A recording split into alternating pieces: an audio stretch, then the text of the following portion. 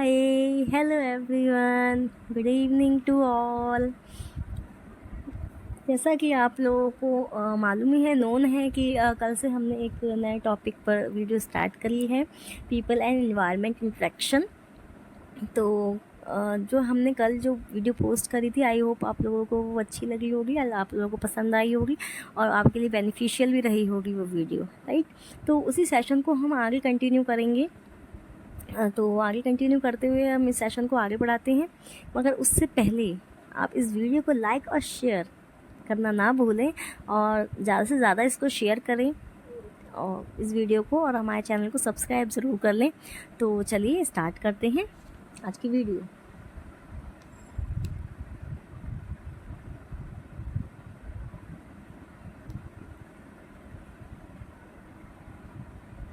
ये रहा आज का हमारा सेशन का first question. Which of the following is not an abiotic condition. Abiotic condition, two conditions होती हैं, एबायोटिक एंड बायोटिक। तो what is the meaning of biotic and abiotic, मैं आपको थोड़ा सा एक्सप्लेन कर देती हूँ इसके बारे में। बायोटिक कंडीशंस वो होती हैं जो भी जितनी भी जो सारे लिविंग ऑर्गेनिज्म या लिविंग थिंग्स होती हैं उनमें कंडीशंस होती हैं बायोटिक, ठीक है ना। अभी जो नॉन लिविंग थिंग्स होती हैं लाइक टेबल, चेयर, राइट, ये सारी चीज़ें कैसी हैं, एबायोटिक हैं। तो इसमें जो ऑप्शंस दे रखा है हमें, A water, B soil, C temperature and D bacteria.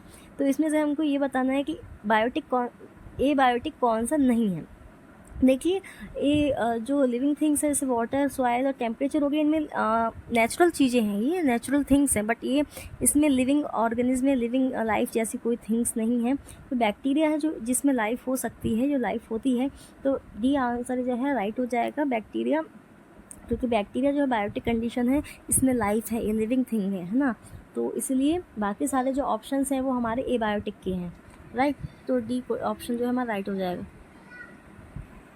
ठीक है ना। तो हमारे इसका जो राइट आंसर हो जाएगा बैक्टीरिया हो जाएगा। आई होप आपने इस चीज़ को अंडरस्टैंड किया होगा। नेक्स्ट क्वेश्चन की तरफ मूव करते हैं हम। Question number 23, the existence of atmosphere on the earth is due to. जो एटमॉस्फेयर होता है एग्जिस्टेंस अर्थ का, वो किसके कारण होता है। एग्जिस्टेंस एटमॉस्फेयर मतलब जो अर्थ की तरफ जो सारी स्ट्रेटोस्फीयर्स होती हैं, आयनोस्फीयर्स होती हैं, जितनी भी लेयर्स होती हैं, उसकी एग्जिस्टेंस पूछ रहा है। तो ऑप्शन ए है the revolution of the earth around the sun, the rotation of the earth, the gravitational force of the earth and none of the above.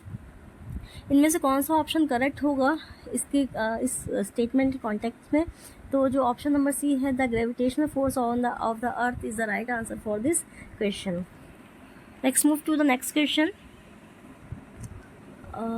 ये जो क्वेश्चंस हैं वो मैचिंग्स वाले हैं, जैसे कि match the following list 1 and 2, मतलब A option ABCD और 1 2 3 4, इन ऑप्शंस को मैच करना है किसके साथ, कौन सा ठीक है। जैसे ए ऑप्शन है ट्रोपोस्फेयर है, स्ट्रेटोस्फेयर, आयनोस्फेयर और एक्सोस्फेयर, वो किसके साथ रिलेट करेंगे। जैसे कि ट्रोपोस्फेयर डस्ट पार्टिकल से करेंगे क्या, स्ट्रेटोस्फेयर जो है ओजोन लेयर से करेंगे। देखिए, सबसे अच्छा तरीका है जो ओजोन स्फेयर है ना, वो हमारा आयनोस्फेयर है ना, जो ओजोन से करेगा, तो सी वाला सेकंड से करेगा, ठीक है ना। एक्सोस्फेयर किससे करेगा, स्ट्रेटोस्फेयर किससे करेगा और किससे करेगा। तो इसका कोड क्या सही हो सकता है। तो देखिए, पहले हम चेक कर लेते हैं इसका आंसर क्या करेक्ट है। इसका आंसर करेक्ट है ए वाला। ए 1 से करेगा, बी 2 से करेगा, मतलब इसके जो सामने जो आंसर्स देखे हैं वो करेक्ट आंसर ही गिवन है ना। तो देखिए,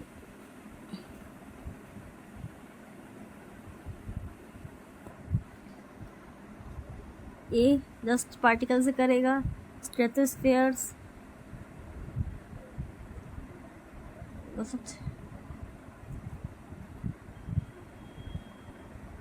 यहाँ पे क्वेश्चंस कुछ गलत लग रहा है मुझे, क्योंकि स्ट्रेटोस्फेयर ओजोन लेयर से नहीं करेगा, ओजोन लेयर तो आयनोस्फेयर से करेगा, राइट। तो नहीं, सॉरी, करेक्ट है ये आंसर, सॉरी। ट्रोपोस्फेयर जो है डस्ट पार्टिकल से करेगा, स्ट्रेटोस्फेयर ओजोन लेयर से करेगा कनेक्ट, और आयनोस्फेयर मेट्रोस से करेगा, और एक्सोस्फेयर जो है ऑरोरा से कनेक्ट करेगा। तो option number is the right answer. Next है, which of the following is the best basis for all good chains. सभी फूड चेन्स के लिए क्या है, क्या सही रहेगा, कंज्यूमर्स, प्रोड्यूसर, डिकम्पोजर या नन ऑफ। देखिए, जो फूड चेन का जो बेसिस है वो प्रोड्यूसर्स ही रहेंगे। क्यों? क्योंकि प्रोड्यूसर्स ही नहीं होंगे, जब तक प्रोड्यूसर्स यानी ग्रीन प्लांट्स नहीं होंगे या प्लांट्स नहीं होंगे तब तक वो फूड कौन बनाएगा। और कुछ हर्बीवोरस होते हैं जो प्लांट को इनटेक करते हैं, है ना, उसके बाद ही फूड चेन स्टार्ट होती है। और तो जो स्टार्टिंग पॉइंट है, जो ओरिजिनेशन है वो प्रोड्यूसर से ही है। तो फूड चेन का जो बेसिस हो गया वो प्रोड्यूसर्स होता है, जिसमें ग्रीन प्लांट्स या प्लांट्स इन्वॉल्व होते हैं। Next move to the next question. Total organic matter in an ecosystem is called. Ecosystem का पूरा ऑर्गेनिक मैटर को क्या कहेंगे? बायोम कहेंगे, बायोटिक कम्युनिटी कहेंगे, प्लांट्स कहेंगे या बायोमास कहेंगे। अगर पूरे मैटर की बात की, यहाँ ऑर्गेनिक मैटर की, देखिए हमने जब पूरा होल अर्थ का कंबाइन इन्वायरमेंटल कॉम्बिनेशन पढ़ा तो वो बायोम कहा था हमने उसको, राइट। बायोम, मगर यहाँ पे ऑर्गेनिक मैटर की बात हो रही है इकोसिस्टम के, तो डी ऑप्शन जो होता है biomass is the right answer for this question.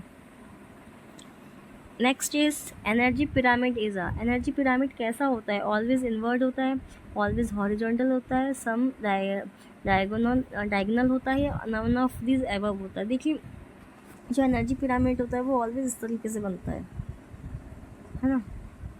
2 types के एनर्जी पिरामिड होते हैं, अपवर्ड एंड राइट डाउनवर्ड। तो एनर्जी पिरामिड जो होते हैं वो ऑलवेज इनवर्ड होते हैं। कैसे होते हैं? इनवर्ड।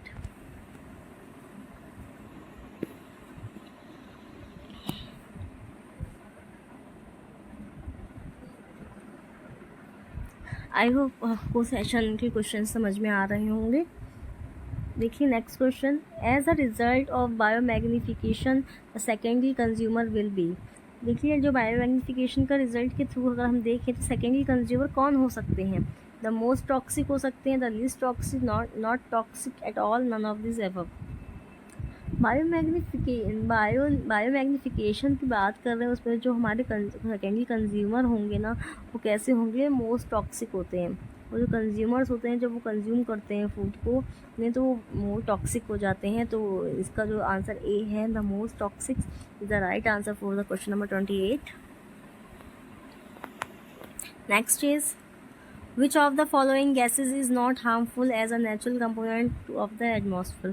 एटमॉस्फेयर में कौन सी ऐसी गैस है जो नेचुरल कंपोनेंट में रहती है वो हार्मफुल नहीं है? जैसे एक ऑप्शन है हमारा carbon dioxide, B hydrogen, C nitrogen और डी वाटर वेपर्स। देखिए ये सारी जो हैं ये सारी जितनी भी गैसेस यहाँ पे गिवन है वो नेचुरली हैं, जो हमें एटमॉस्फेयर में मिल जाएंगी। बट जो हाइड्रोजन गैस ऐसी है, नेचुरल गैस ऐसा कंपोनेंट है जो एटमॉस्फेयर को क्या करता है? हार्मफुल नहीं करता। कार्बन डाइऑक्साइड की परसेंटेज ज़्यादा हो जाएगी तो अभी भी ब्रीथिंग में प्रॉब्लम हो जाएगी। नाइट्रोजन की अमाउंट ज़्यादा होने से भी क्या है, डिसबैलेंस हो जाएगा। तो बट हाइड्रोजन एक ऐसा हमारा एटमॉस्फेयर कंपोनेंट है जो कभी भी हमें हार्मफुल इफेक्ट्स नहीं देता है। Let's move to the next question.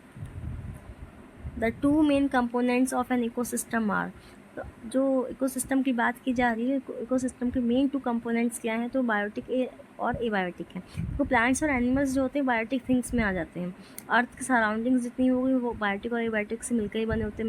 Micro organism भी लिविंग थिंग्स में आ गए। तो मेनली 2 कंपोनेंट्स जो होते हैं बायोटिक और एबायोटिक होते हैं, लिविंग ऑर्गेनिज्म या थिंग्स और non living things, right. So let's move to the next question. Question number 31. Cloudy nights are warmer compared to the clear nights without clouds during winters. This is because, देखिए question 2005 में आया है। इस question को समझ लीजिए, बहुत अच्छा क्वेश्चन है। जो क्लाउडी नाइट्स होती हैं यानी बादलों वाली जो रातें होती हैं वो ज़्यादा गर्म होती हैं कंपेयर टू जब जो आसमान होता है जो क्लियर होता है उसमें कोई बादल नहीं होते जाड़ों में अधिकतर। तो ऐसा क्यों होता है? तो इसके ऑप्शंस हैं। ऑप्शन नंबर ए जो है हमारा वो है clouds radiate heat towards the earth. Cloud क्या करते हैं? अर्थ की तरफ हीट को रेडिएट करते हैं। Option number B, cloud prevents cold waves from the sky descending on the earth. वो क्लाउड जो प्रिवेंट करते हैं स्काई में डिसेंडिंग ऑर्डर में अर्थ पर। Clouds prevent escaping of heat radiation from the earth. D is clouds being a great Heights. Clouds बहुत ऊंची पर होते हैं अर्थ से, इसलिए वो हीट को क्या करते हैं? एब्जॉर्ब करके सन से जो हीट को एब्जॉर्ब करते हैं तो सेंड करते हैं वो अर्थ की तरफ। इनमें से कौन सा ऑप्शन ठीक होगा? तो देखिए इसका ऑप्शन नंबर सी जो है वो ठीक होगा, clouds prevent escaping of heat radiation from the earth.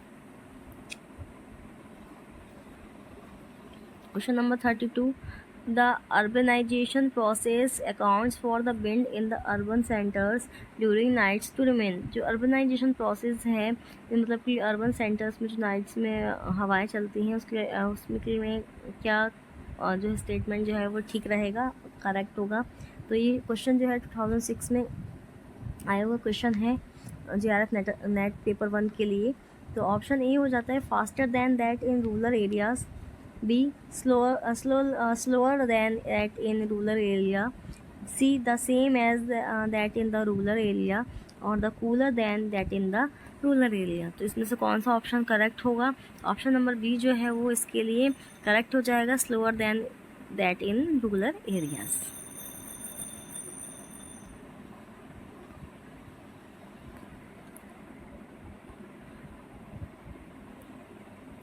Next question, if the population growth of the follows the logistic curve then the maximum sustained yield। तो जून 2008 में JRF पेपर नेट 1 का paper जो हुआ था उसमें आया हुआ है क्वेश्चन है ये। क्वेश्चन ऑप्शन नंबर ए है is equal to half the carrying capacity, B equal to carrying capacity, C depend on growth rates and D depend on the initial population. तो जो लॉजिस्टिक कर्व है उसमें maximum sustain yield क्या हो सकती है? उसके लिए मैक्सिमम सस्टेन यील्ड होगी A is equal to half the carrying capacity.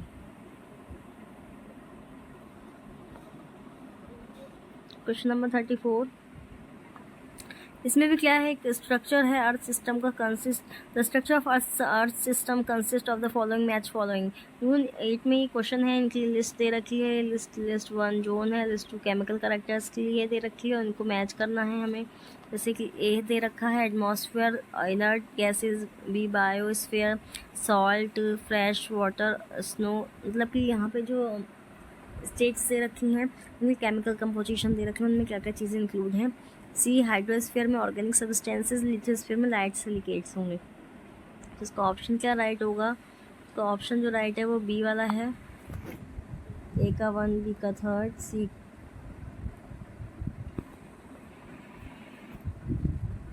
ए का 1, बी का 3, सी का 2, डी का 4। देखिए यहाँ पे कैसे क्या हो जाएगा, इसको एक बार हम लोग इस क्वेश्चन में देख लेते हैं।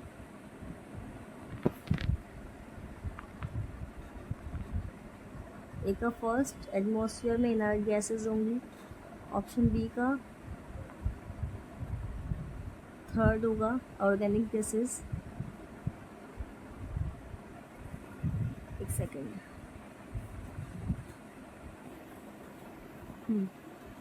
Let's see.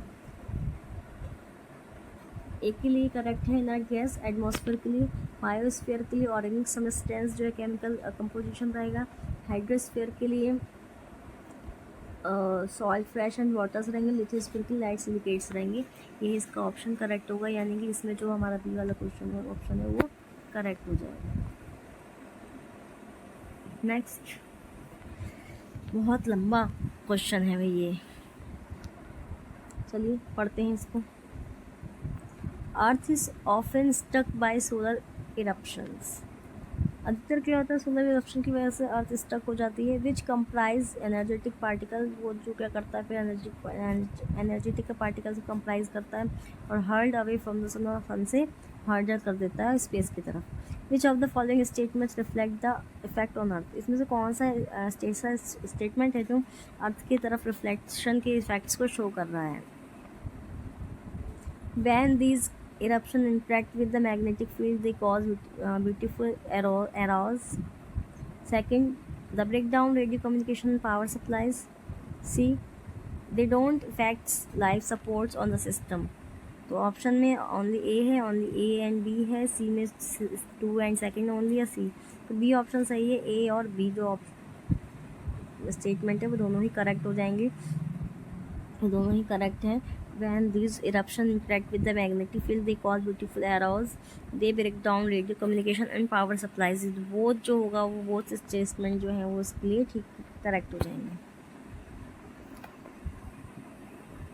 Next is a temperature inversion is a condition when the air, temperature का इन्वर्जन होगा वो एयर की कंडीशन कैसे शो करेगा। तो फर्स्ट ऑप्शन है near the ground is lighter, जो ग्राउंड की तरफ होगा वहाँ लाइटर हो जाएगी एयर।